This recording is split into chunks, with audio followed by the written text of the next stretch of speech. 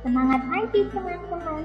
Senang sekali hari ini ada teman-teman yang menemani saya di ibadah anak ini. Hari ini juga ada Lasuryana dan Sinsin yang temenin kita. Ayo teman-teman, yang semangat ya. Halo adik-adik, selamat pagi semuanya. Kita bersyukur bisa kembali beribadah di hari Sabat ini. Yuk adik-adik, kita berdoa dulu ya. Bapa dalam surga, kami bersyukur untuk pagi ini. Engkau telah memberkati kami, memberikan kehidupan bagi kami. Saat ini kami akan beribadah, kami mau memuji, memuliakan nama-Mu. Kiranya hati kami dipenuhi oleh sukacita daripada Tuhan. Tuhan yang sertai kami dan Tuhan yang pimpin ibadah kami ini. Hanya di dalam nama Yesus kami berdoa, kami mengucap syukur. Amin. Ya adik-adik, yuk kita sama-sama bangkit berdiri. Kita mau bersama-sama memuji Tuhan dengan lagu He's the Lord.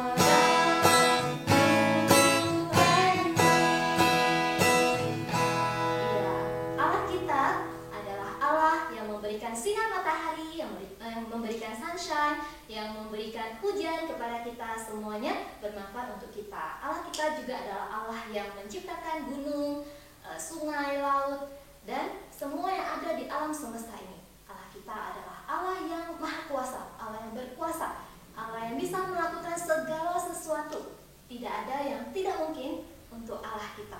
Mari kita bersama-sama bernyanyi Allahku besar.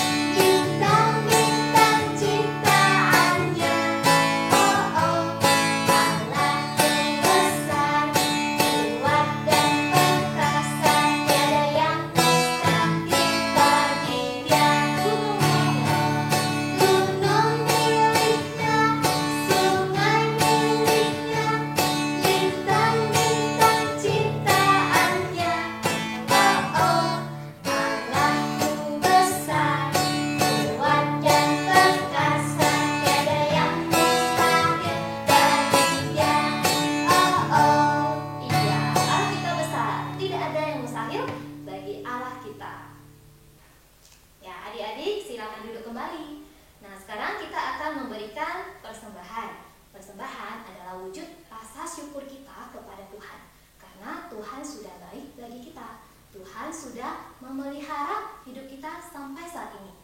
Nah, Tuhan tidak melihat berapa besar jumlah persembahan kita, tapi Tuhan melihat hati kita yang mau memberi dengan sukacita. Nah, yuk kita akan menyanyikan satu pujian Ya Tuhan, terima kasih.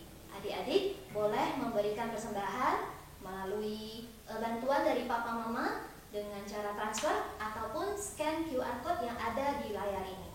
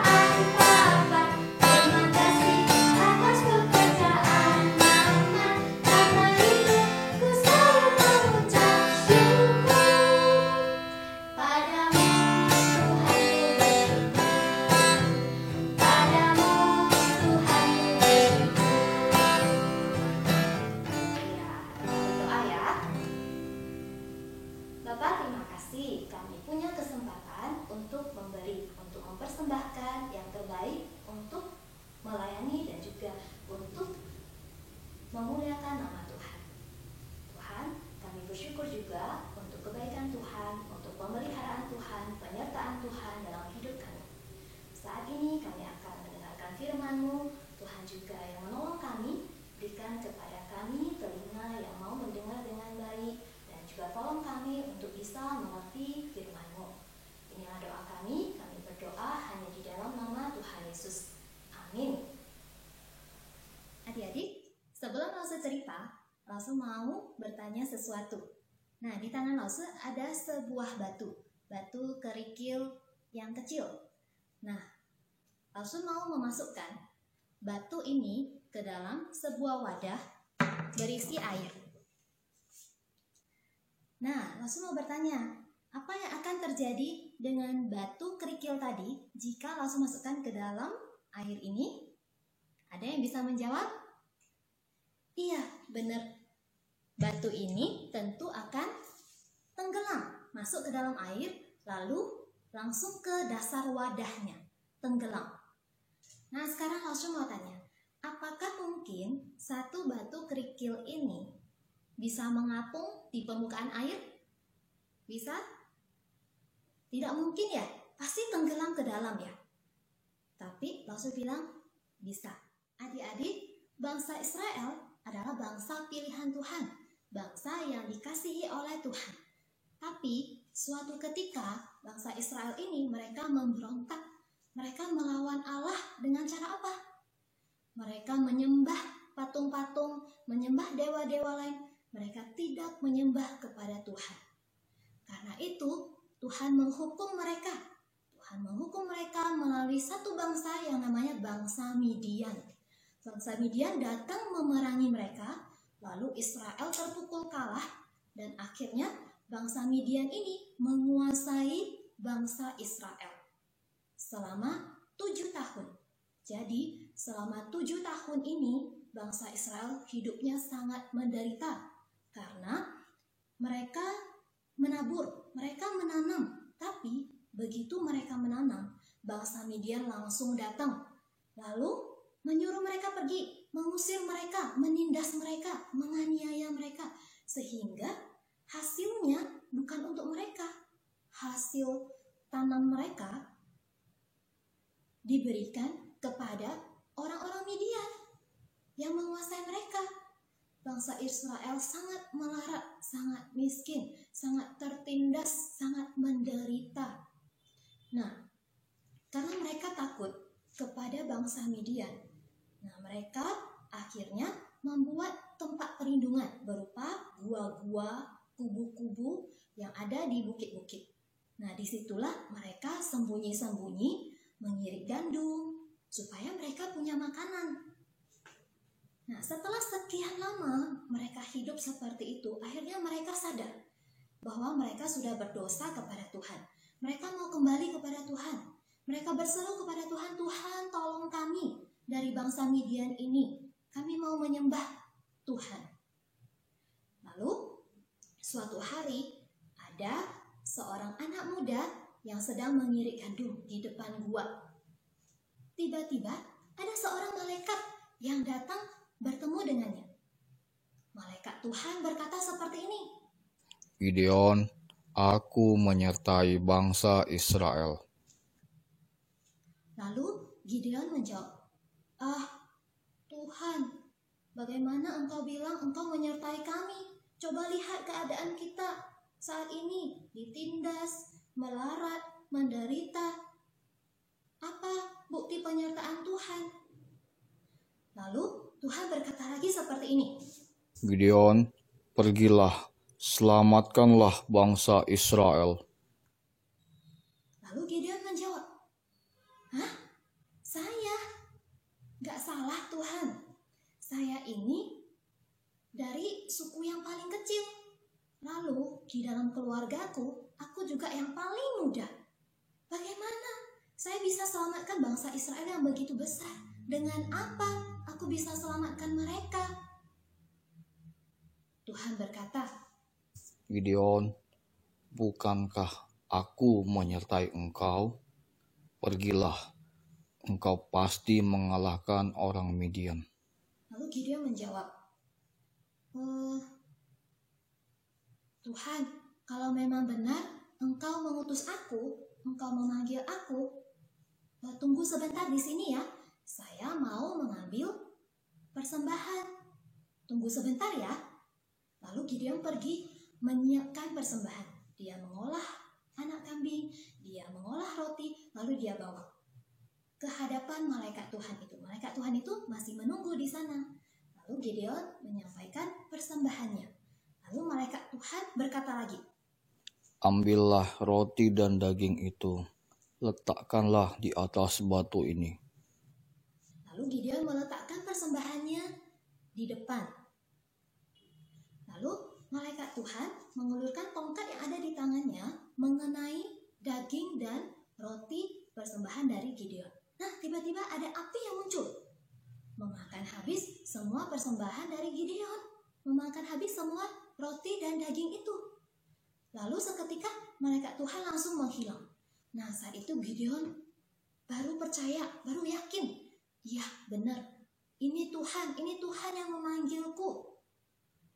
Nah, tapi dia kemudian berbicara lagi kepada Tuhan. Dia berdoa lagi, Tuhan, kalau memang benar Tuhan panggil aku, boleh nggak saya minta tanda? Tuhan, saya akan pergi menggunting bulu domba. Nah, nanti bulu domba ini akan saya letakkan di tanah, di luar. Nanti malam ada embun. Nah, besok pagi saya mau lihat Tuhan, kalau hanya guntingan bulu domba yang saya gunting ini saja yang basah, tapi tanahnya di sekitarnya kering. Nah, saya mau lebih percaya lagi kepada Tuhan. Saya lebih yakin lagi. Biasanya kan kalau misalnya ada embun ataupun hujan yang turun, nah yang basah pasti bulunya kena, tanahnya juga pasti basah, ya kan? Nah, tapi ini Gideon minta tanda dari Tuhan, hanya guntingan bulu dombanya saja yang basah, tanahnya kering. Nah, keesokan harinya dia keluar dari kemahnya. Lalu dia melihat, benar, guntingan bulu dombanya basah sampai dia peras. Airnya secangkir penuh. Bagaimana dengan tanah di sekitarnya? Sama sekali kering. Satu tetes air pun tidak ada. Kering. Tuhan benar-benar melakukan seperti yang Gideon minta. Lalu kemudian Gideon bilang lagi sama Tuhan, Tuhan, jangan marah ya.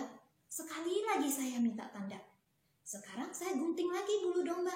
Lalu saya letakkan lagi di atas tanah. Sore ini. Nah, kalau besok pagi yang basah hanya tanahnya. Kali ini kebalikannya ya. Tanahnya yang basah, tapi guntingan bulu domba ini tetap kering. Nah, keesokan paginya dia melihat lagi. Benar, seperti yang dia minta. Ini sudah tanda ketiga yang dia minta dari Tuhan. Beneran, bulu domba itu kering sama sekali. Dan yang basah itu adalah tanah tempat guntingan bulu domba itu. Nah, pada saat itu percayalah Gideon sepenuhnya kepada Tuhan. Dan dia beroleh kekuatan. Ya, saya dipanggil Tuhan untuk menyelamatkan bangsa Israel, bangsaku yang tercinta ini. Lalu, dia pergi memanggil seluruh rakyat Israel. Dia kumpulkan siapa saja yang anak-anak muda, yang masih kuat, yang bisa berperang. Itu. Lalu dia kumpulkan. Wah, ada lumayan banyak. Ada kira-kira 30.000 orang laki-laki yang bisa berperang. Mereka semua berkumpul bersama. Nah, tetapi adik-adik tahu nggak? Bangsa Midian itu prajuritnya ada berapa banyak? Prajurit mereka sangat banyak sekali. Ada 100.000 prajurit bangsa Midian. Coba bandingkan dengan prajurit bangsa Israel yang hanya 30.000. 30.000 banding 100.000. Wah, kira-kira bangsa Israel ini berperang bisa menang nggak ya? Sepertinya tidak mungkin menang ya. Nah, tapi kemudian Tuhan berfirman kepada Gideon seperti ini. Terlalu banyak rakyat yang bersama-sama dengan engkau itu. Siapa yang takut dan gentar, biarlah ia pulang. Tuhan bilang terlalu banyak prajurit yang 30.000 itu. Terus suruh pulang. Yang takut. Beneran, mereka yang takut itu Gideon suruh pulang. Pulang. Wah, ternyata banyak juga yang takut. Yang pulang itu ada 20.000 orang. Jadi sisa berapa? Sisa 10.000. 10.000 orang. Kemudian Tuhan berfirman lagi. Masih terlalu banyak rakyat. Suruhlah mereka turun minum air. Maka aku akan menyaring mereka bagimu di sana. Hah? Masih terlalu banyak? Tuhan menyuruh mereka pergi minum air. Karena mereka sedang berkemah dekat mata air. Lalu mereka semuanya pergi ke tempat mata air. Nah, di sana prajurit-prajurit bangsa Israel ini mereka minum. Cara mereka minum berbeda-beda. Ada yang mengambil dulu airnya dengan tangannya, lalu baru dekatkan ke mulutnya. Ada juga prajurit yang langsung berlutut, mulutnya langsung menyentuh ke air, langsung minum. Nah, Tuhan bilang seperti ini. Dengan orang-orang yang menghirup air dari tangannya itu, akan kuselamatkan kamu. Aku akan menyerahkan orang Midian ke dalam tanganmu. Tetapi yang lain dari rakyat itu, semuanya boleh pergi, masing-masing ke tempat kediamannya. Tuhan mau memakai mereka yang minum dengan mengambil air dengan tangannya, lalu didekatkan ke mulut. Adik-adik tahu jumlahnya berapa? Yang minum dengan cara begini ternyata hanya 300 orang. Sisanya semuanya pulang, tidak ikut berperang. Tuhan memanggil 300 pasukan ini bersama dengan Gideon untuk berperang dengan prajurit Midian yang ratusan ribu orang. Lalu Gideon mengumpulkan 300 orang ini, lalu dia bagi menjadi 3 pasukan, 100. Lalu dia berkata kepada mereka, nah nanti kalian harus melakukan apa yang saya lakukan. Kalian ikuti, saya lakukan apa, kalian lakukan apa. Nah, masing-masing kalian harus memegang sangkakala. Sangkakala yang biasanya ditiup. Ya, dan juga memegang sebuah buyung tempat air tapi kosong. Di dalamnya diisi obor. Jadi kedua tangan mereka ada sangkakala dan juga ada buyung air. Nah, lalu mereka bersiap-siap. Mereka pergi di tempat masing-masing, 3 pasukan, ditempatkan di 3 posisi. Nah, mereka saat itu berada di perbukitan. Sementara perkemahan orang-orang Midian ada di bawah. Nah, di tengah-tengah malam, mereka siap di posisinya mereka. Lalu Gideon mulai meniup sangkakala. Lalu Gideon juga memecahkan buyung airnya dan hanya memegang obor.